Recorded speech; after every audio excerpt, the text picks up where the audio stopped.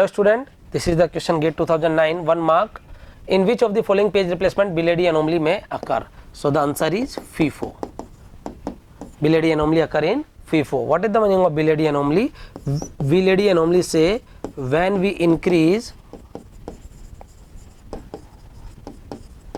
the number of frames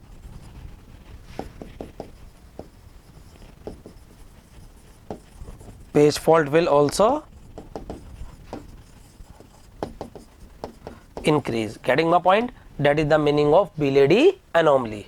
This is the exceptional case. Getting my point? It is not applied on a particular, not applied on all string. It is applied on a particular string under FIFO page replacement algorithm. Means optimal not contain, LRU not contain, most recently used not contain, only FIFO contain. But in FIFO, a particular string, not all string. For example, when we take the string 1 2 3 4 1 2 5 1 2 3 4 5 and you apply FIFO and frame size when you take 3, then page fault you are getting 9,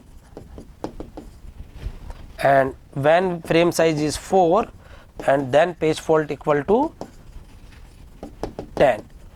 Here you can see when we increase the number of frames, then page fault is also